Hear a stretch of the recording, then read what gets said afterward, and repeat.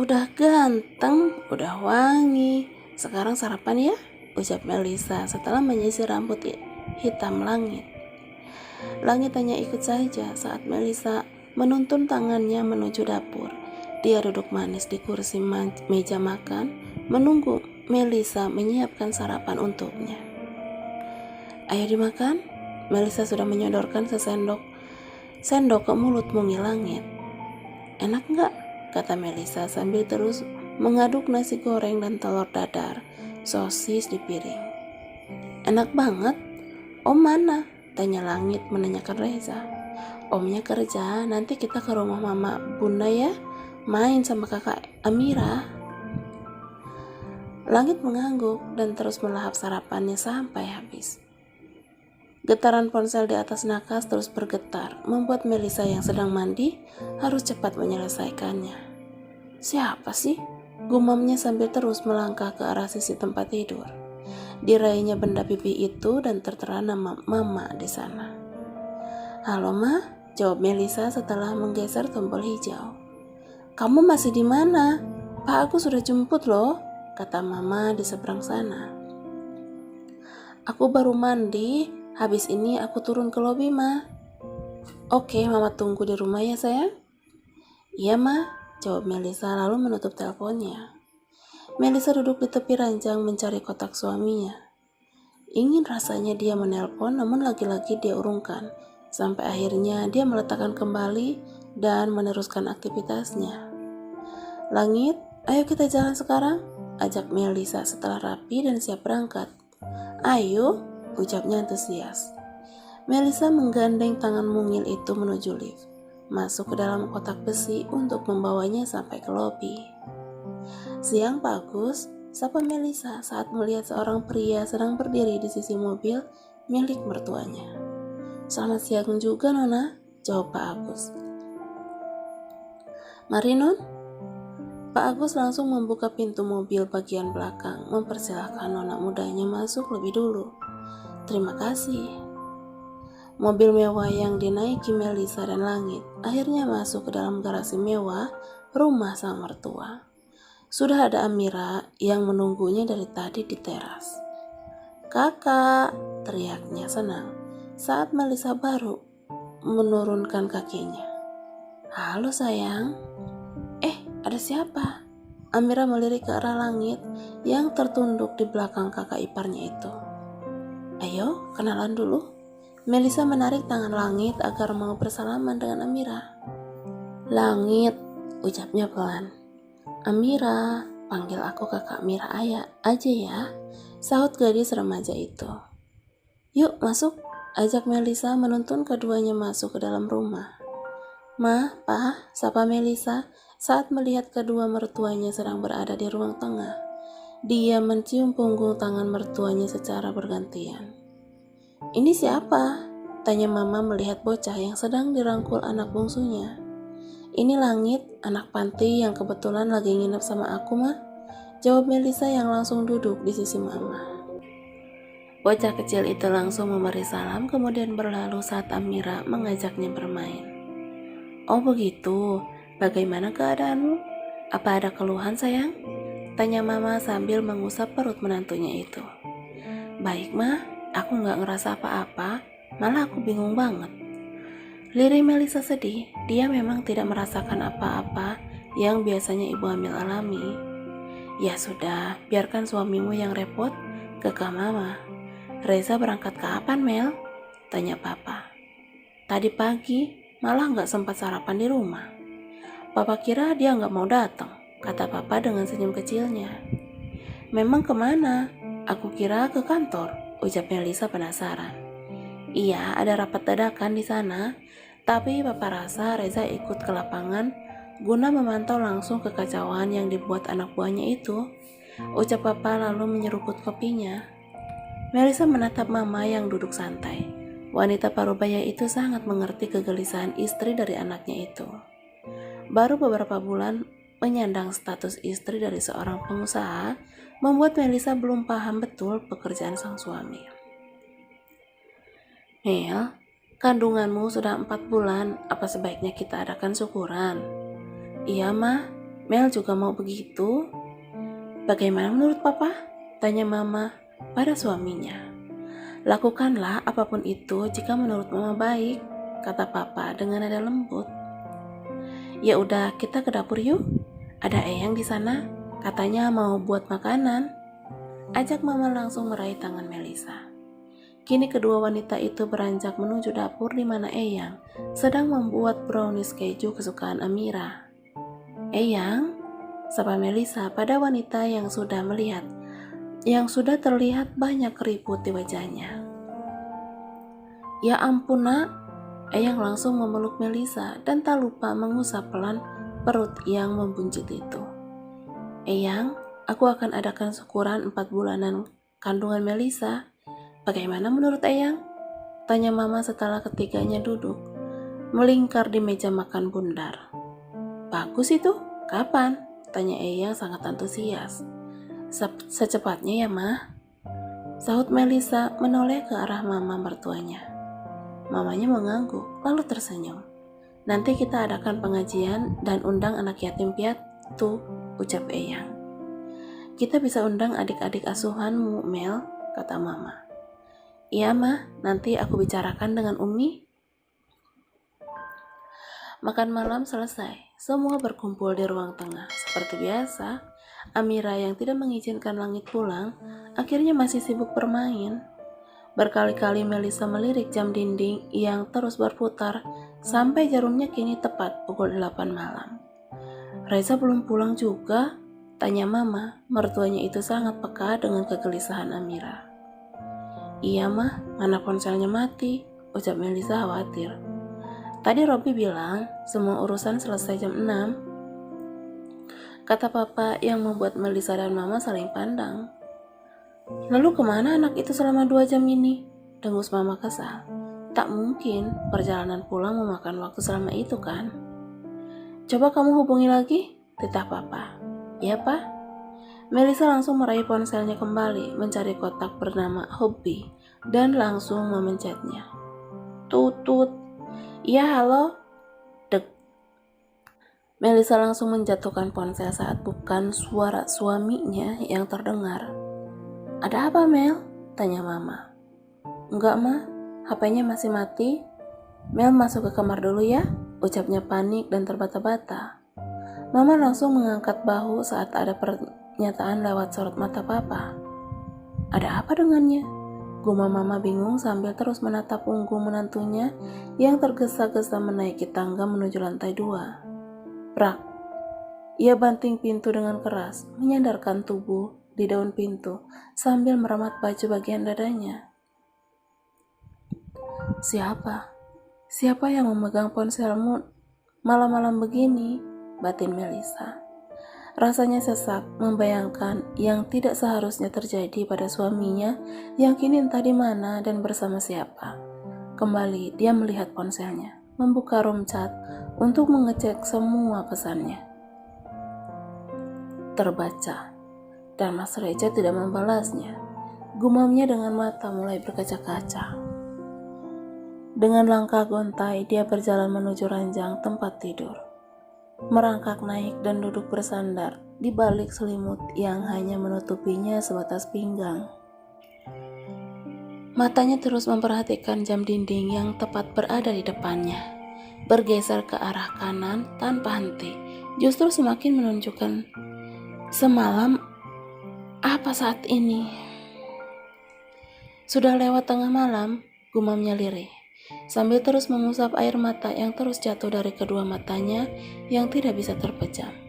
Ceklek. Melisa menoleh, senyum mengembang di sudut bibirnya saat dia melihat bocah kecil di ambang pintu dengan piyama kuning bergambar SpongeBob. Kok bangun? Ujar Melisa melambaikan tangannya agar Langit masuk dan mendekat. Bobo sama bunda boleh, kata Langit dengan mata yang sedikit terkatup. Boleh dong, sini naik. Melisa menyibakkan selimutnya agar Langit bisa ikut masuk dan berbaring di sisinya. Dipeluknya bocah kecil itu sambil mengusap pucuk kepalanya hingga kembali terlelap. Dalam keadaan setengah sadar, Melisa terus memperhatikan sosok yang dia tunggu semalaman sedang tersenyum ke arahnya. Rambut yang masih basah dengan dada polos tanpa apapun, hanya memakai handuk sebatas pinggang yang dia kenakan guna menutupi pentung ajaibnya. "Pagi sayang," ucapnya dengan senyum manis sambil mencium kening Melisa. "Hei, kamu udah bangun belum sih?" tanyanya sembari mengusap-usap pipi. Melisa mengerjap seperti baru mendapatkan kesadaran penuh. Dia langsung bangun dan duduk. "Mas Reza kapan pulang?" "Semalam.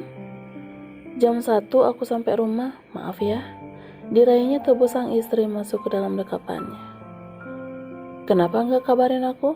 Melisa mendorong suaminya, ingin rasanya dia meluapkan rasa kecewanya saat ini juga, jika tidak mengingat langit masih terlelap di sana. "Cuci muka dulu sana, aku mau pakai baju dulu," ujarnya langsung bangun dan berlalu ke arah lemari.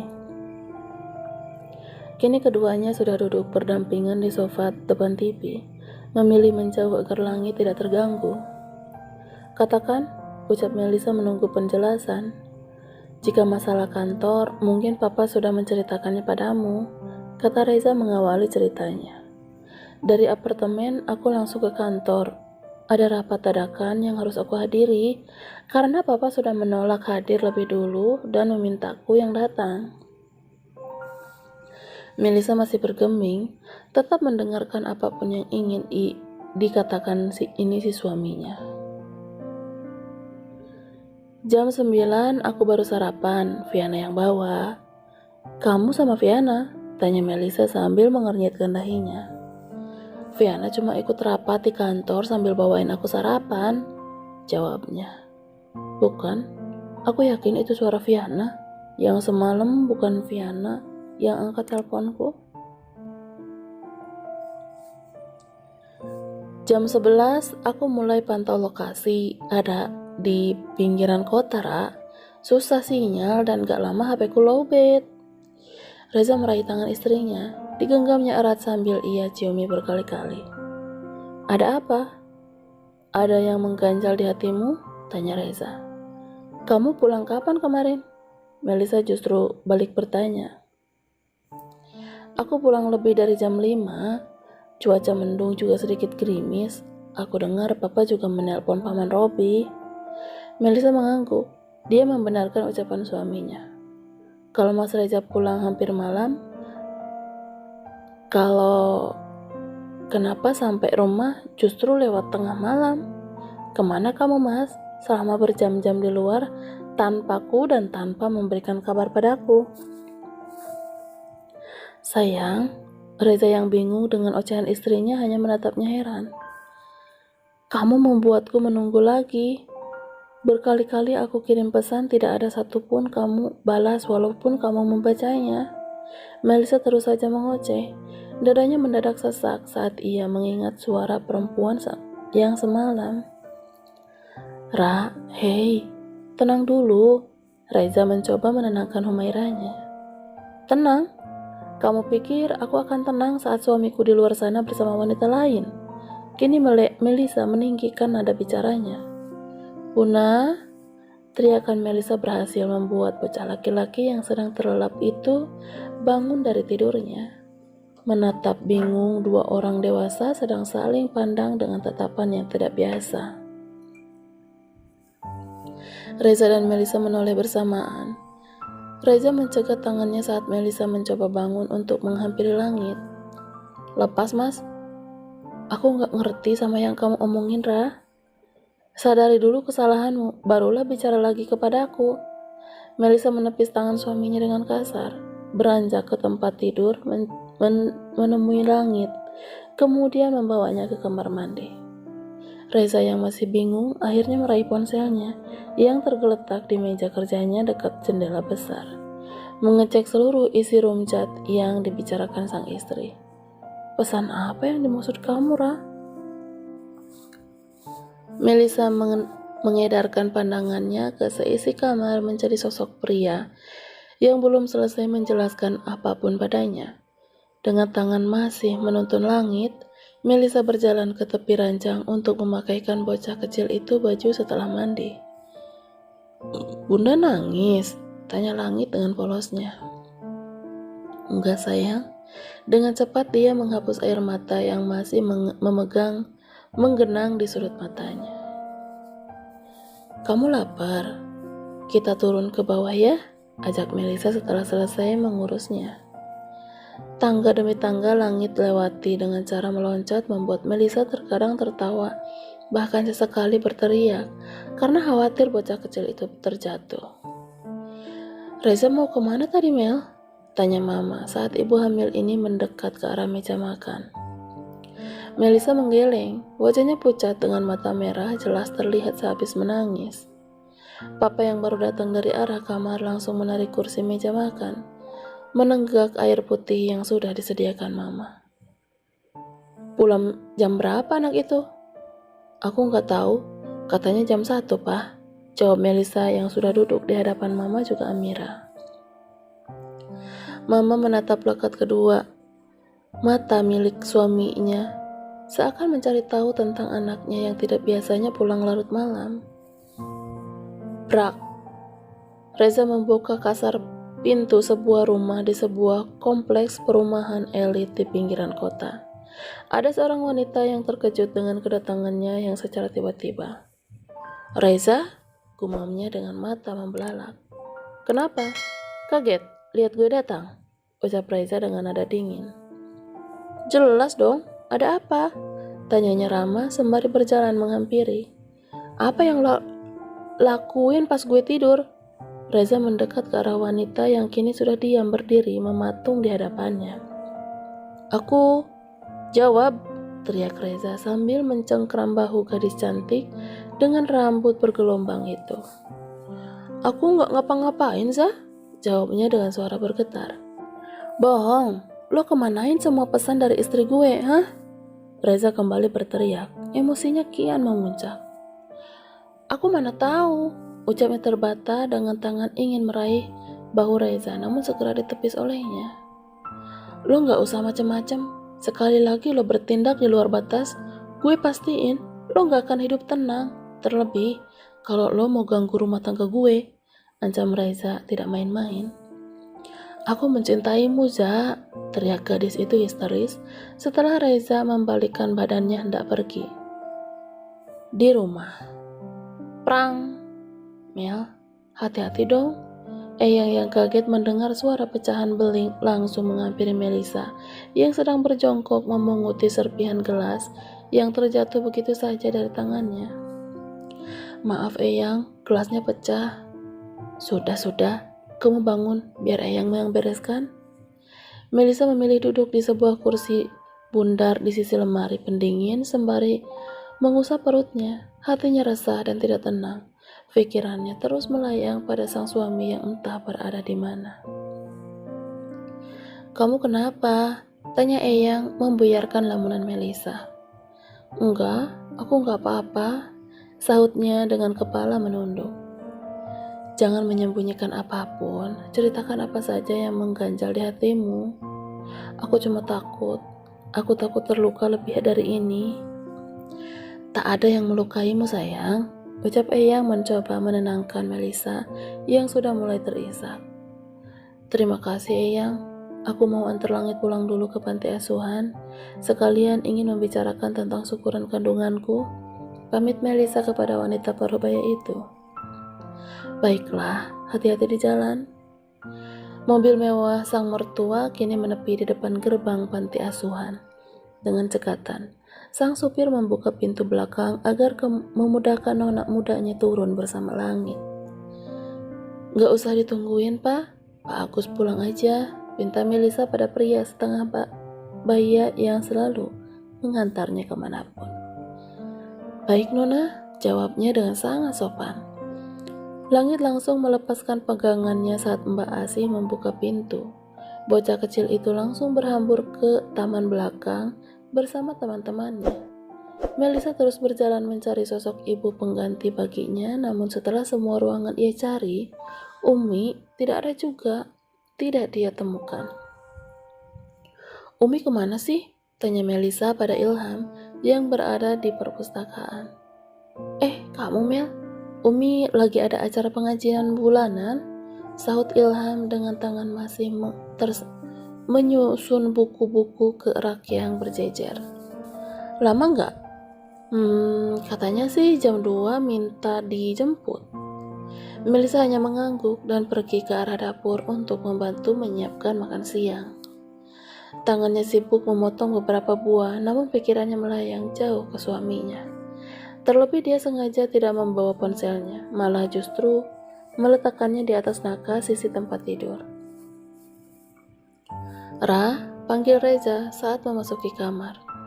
Sepi, mungkin itu yang dirasakannya kini. Kemana sih? Gumamnya setelah membuka pintu kamar mandi yang terlihat kosong. Ia kini beranjak keluar kamar menuju lantai bawah arah dapur untuk menanyakan keberadaan istrinya. Eyang, Melisa mana? Tanyanya dengan tergesa. Katanya mau antar Langit pulang, kalian kenapa? Tanya Eyang yang sudah sangat penasaran. Melisa sepertinya salah paham, dia ada cerita pada Eyang. Wanita tua itu menggeleng, menarik nafas dan meraih tangan Reza. Cepat selesaikan masalahmu, jangan biarkan salah paham berlarut-larut.